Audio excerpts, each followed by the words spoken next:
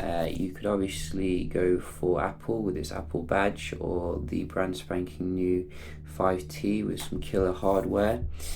So we're just going to start them up at the same time here and see how the boot up is, and then we're going to have a look at the performance, see if the 1.5-year-old iPhone can keep up on the latest iOS 11.1.2 official. So we'll just give them both time to shut down. And I gotta say, you know, these bezels look completely out of date, like something from the 1950s on the iPhone. Don't think we're going to be getting any of these anymore going forward.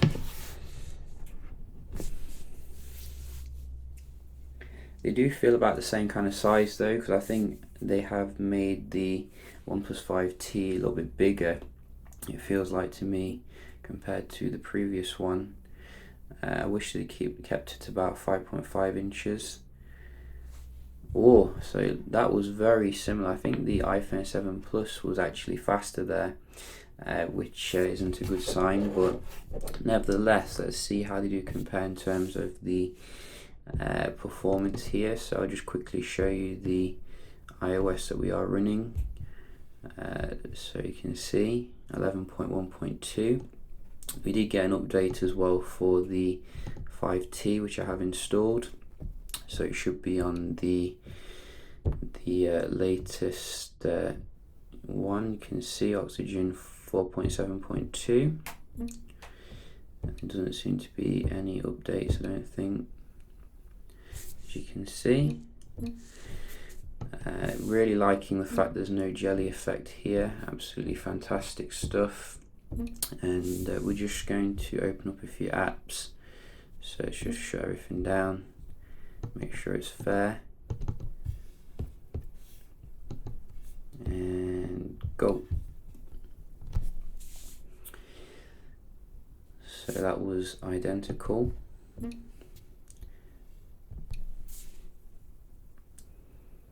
That was the 5T. Didn't respond then. Let's try that again. 5T again.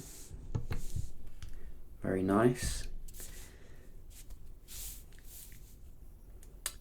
Oh, so 5T again.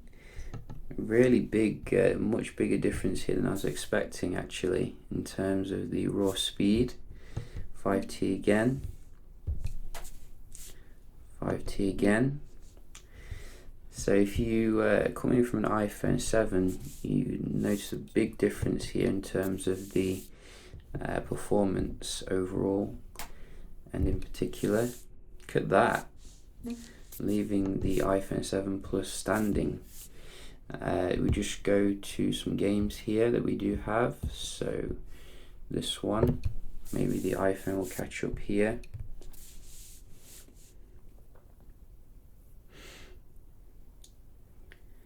So we did get a little bit of a pop-up there on the left, but I think it was still a lot faster on the iPhone for the game. Android still can't catch up when it comes to the game loads. Look at that display though, it looks absolutely fantastic for your gaming. I mean, much more immersive. But when you're talking about raw optimization here, you can still see the iPhone is ahead in terms of the games. Oh, that one did go to the left, which is good. And finally this one. So quite conclusive here. I think you can see for the heavy apps, the iPhone is no slouch. Let's have a look at the Wi-Fi performance here. Analysis. Just try with the iPhone.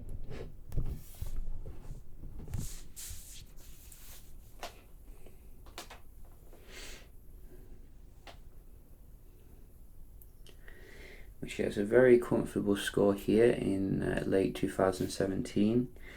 Obviously it did do quite well when it was first released. I don't think we've had many improvements actually when it comes to the Wi-Fi performance. It seems to have been stuck for years since the very fast AC standard.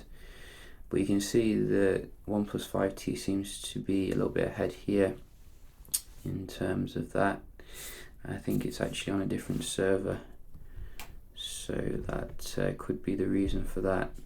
Let's just change the server. Hate it when it does that. It's really annoying. So let's go to where we're going. There we go. Let's try again. It's trying to cheat. So comfortably ahead here. Absolutely fantastic scores when it comes to your Wi-Fi, which is what we want to see. Getting more than I'm paying for, 20 megabytes more. And obviously iPhone 7 Plus, we do give it another chance to succeed.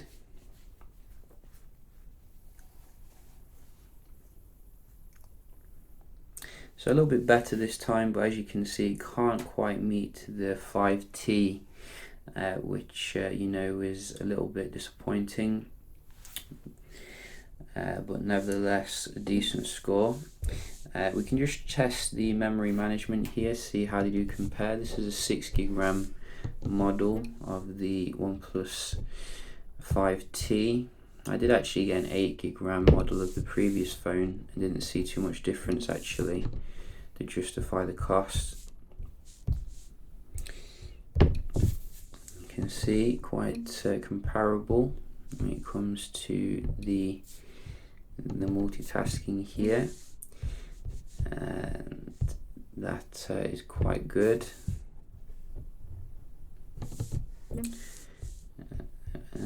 Still think I prefer the vertical way of doing it, but then again, compared to the iPhone 10 or iPhone X, you know, this is so much easier on the iPhone 7 Plus.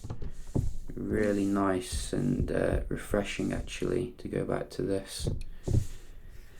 So very comparable in terms of the multitasking. As you can see, it does take Android twice as much memory to be as good as the iPhone here. We'll just go back into some games as well and then round the video off. And which one can we go back into? This one. So you can see very quick there. And another one.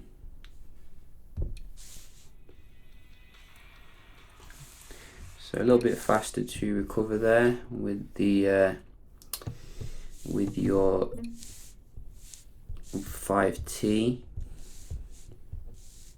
and this one very comparable.